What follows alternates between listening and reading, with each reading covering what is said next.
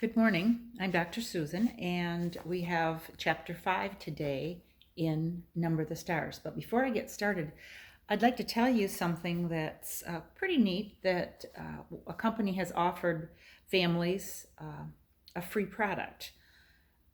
Book, audiobooks, website Audible has put young people's books online for free right now. So if you were to Google Audible COVID-19 free books, the website would come up. And I'll try to post that in my feed on Facebook as well so that you could have a direct link. But let's talk about Number the Stars now. Yesterday in Chapter 4, which was entitled, It Will Be a Long Night, we heard about the Nazis' threat to relocate Jewish families like the Rosens. The Johansons are trying to shelter Ellen and the Rosen family. Today's chapter is called, Who is the Dark-Haired One? So Chapter 5, Number the Stars.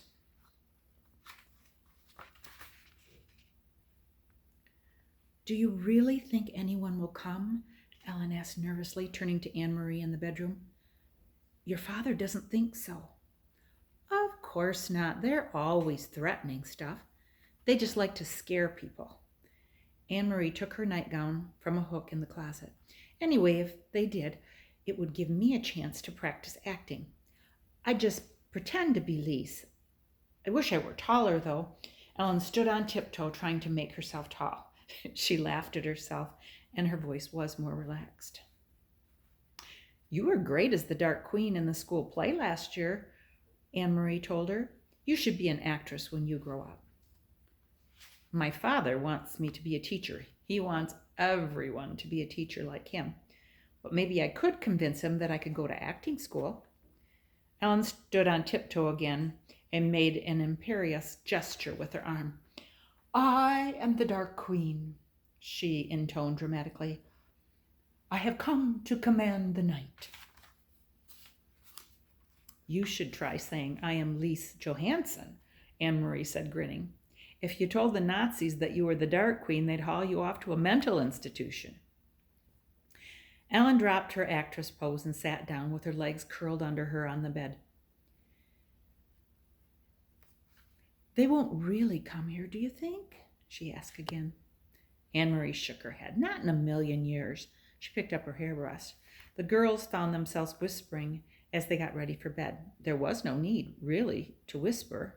They were, after all, supposed to be normal sisters, and Papa had said they could giggle and talk.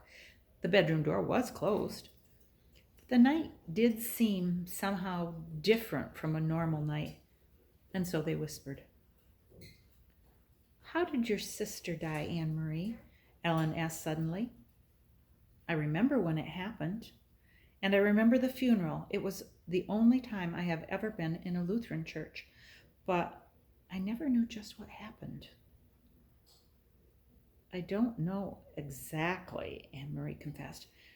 She and Peter were out somewhere together, and then there was a telephone call that there had been an accident. Mama and Papa rushed to the hospital.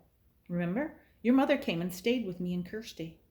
Kirsty was already asleep, and she slept right through everything. She was so little then.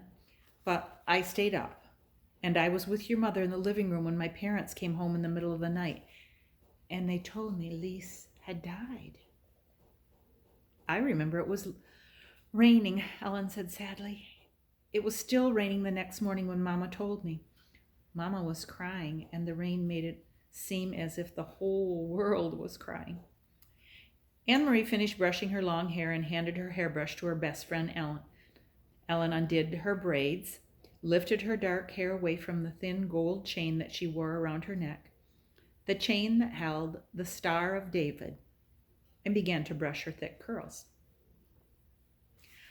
I think it was partly because of the rain. They said she was hit by a car. I suppose the streets were slippery, and it was getting dark, and maybe the driver just couldn't see. Anne-Marie went on, remembering. Papa looked so angry.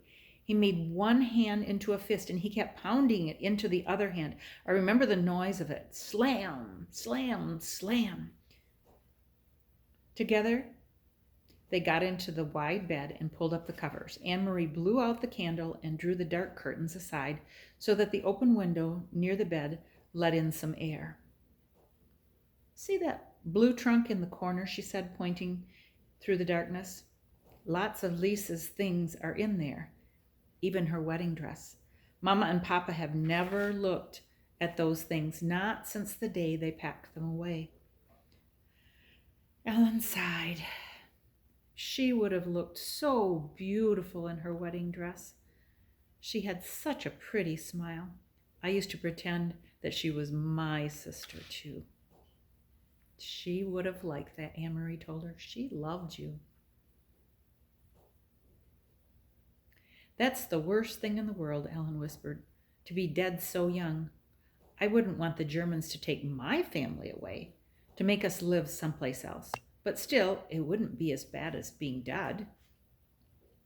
Anne-Marie leaned over and hugged her.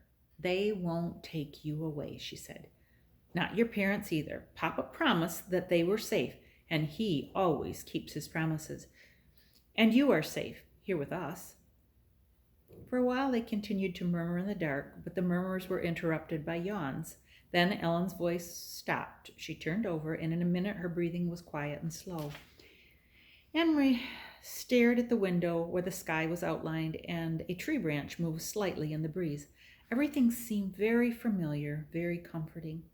Dangers were no more than odd imaginings, like ghost stories that children made up to frighten one another, things that couldn't possibly happen. Anne-Marie felt completely safe here in her own home with her parents in the next room and her best friend asleep beside her.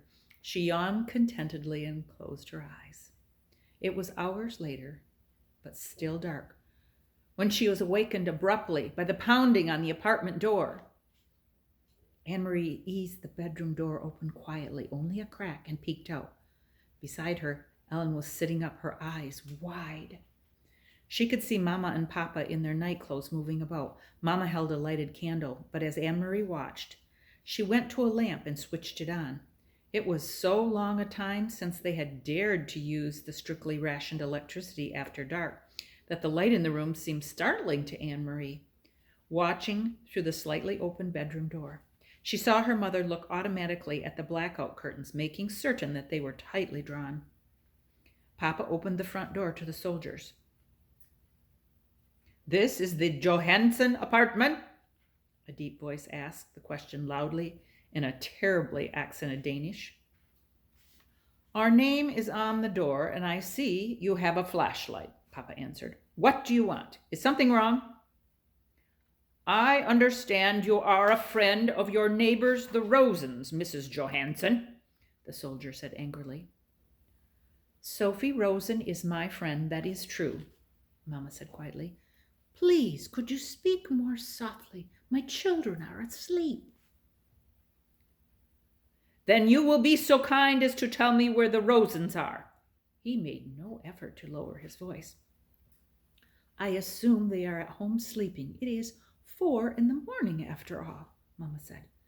Anne-Marie heard the soldier stalk across the living room toward the kitchen. From her hiding place in the narrow sliver of open doorway, she could see the heavy uniformed man, a holstered pistol at his waist, in the entrance to the kitchen, peering in toward the sink. Another German voice said, "The Rosens' apartment is empty. We are wondering if they might be visiting their good friends, the Johansens." "Well," said Papa, moving slightly, so that he was standing in front of Anne-Marie's bedroom door, and she could see nothing except the dark blur of his back. "As you see, you are mistaken. There is no one here but my family." "You will not object if we look around." The voice was harsh, and it was not a question. "It seems we have no choice," Papa replied. "Please don't wake my children," Mama requested again. "There is no need to frighten little ones." The heavy booted feet moved across the floor again and into the other bedroom. A closet door opened and closed with a bang. Anne-Marie's Marie eased her bedroom door closed silently. She stumbled through the darkness to the bed. "Ellen," she whispered urgently, "take your necklace off." Ellen's hands flew to her neck. Desperately, she began trying to unhook the tiny clasp. Outside the bedroom door, the harsh voices and heavy footsteps continued. I can't get it open," Ellen said frantically. "I never take it off. I can't even remember how to open it." Anne-Marie heard the voice just outside her door. "What is here?" "Shh," her mother replied. "My daughter's bedroom. They are sound asleep." "Hold still," Anne-Marie commanded. "This will hurt." She grabbed the little gold chain, yanked with all her strength, and broke it. As the door opened and light flooded into the bedroom, she crumpled it into her hand and closed her fingers tightly. Terrified, both girls looked up at the 3 Nazi officers who entered the room. One of the men aimed the flashlight around the bedroom. He went to the closet and looked inside. With a sweep of his gloved hand, he pushed to the floor several coats and a bathrobe that hung from pegs on the wall. There was nothing else in the room except a chest of drawers, the blue decorated trunk in the corner, and a heap of Kirsty's dolls piled in a small rocking chair. The flashlight beam touched each thing in turn. Angrily, the officer turned toward the bed. "Get up," he ordered. "Come out here." Trembling, the 2 girls rose from the bed and followed him, brushing past the 2 remaining officers in the doorway to the living room. Anne-Marie looked around. These 3 uniformed men were different from the ones on the street corners.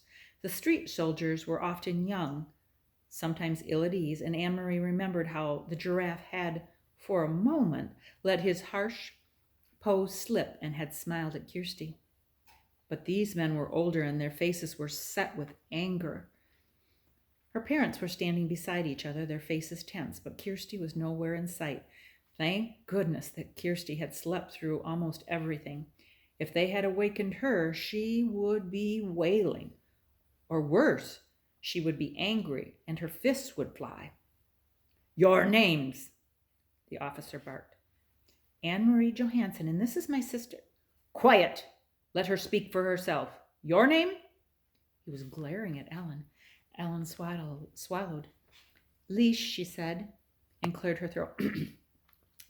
"Lise Johansson." The officer stared at them grimly. "Now," Mama said in a strong voice, "you have seen that we are not hiding anything. May my children go back to bed?" The officer ignored her. Suddenly he grabbed a handful of Ellen's hair. Ellen winced. He laughed scornfully. "You have a blonde child sleeping in the other room, and you have this blonde daughter." He gestured toward Anne-Marie with his head. "Where did you get the dark-haired one?" He twisted the lock of Ellen's hair. "From a different father? From the milkman?" Papa stepped forward. "Don't speak to my wife in such a way. Let go of my daughter, and I will report you for such treatment." "Or maybe you got her someplace else," the officer continued with a sneer. "From the Rosens?" For a moment, no one spoke. Then Anne-Marie, watching in panic, saw her father move swiftly to the small bookcase and take out a book. She saw that he was holding the family photograph album. Very quickly, he searched through the pictures, found what he was looking for, and tore out 3 pictures from 3 separate pages. He handed them to the German officer who released Ellen's hair. "You will see each of my daughters, each with her name written on the photograph," Papa said. Anne-Marie knew instantly which photographs he had chosen. The album had many snapshots, all the poorly focused pictures of school events and birthday parties, but it also contained a portrait taken by a photographer of each girl as a tiny infant. Mama had written in her delicate handwriting the name of each baby daughter across the bottom of those photographs.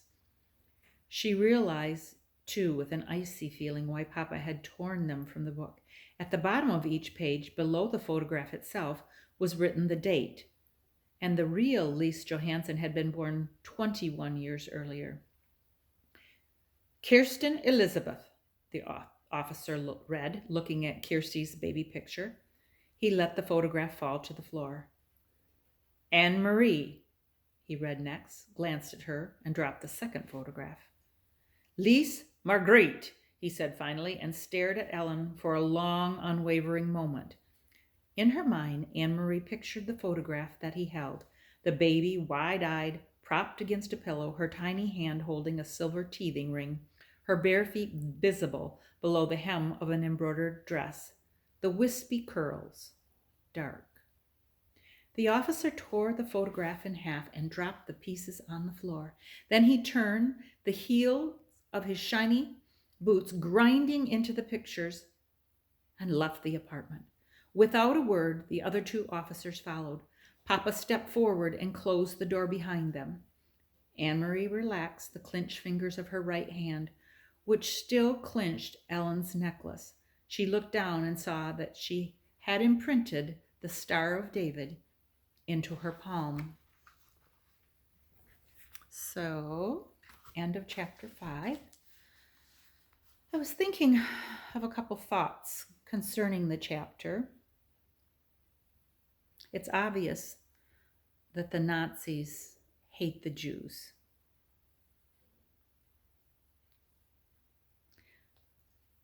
Talk about or think about the effects of prejudice.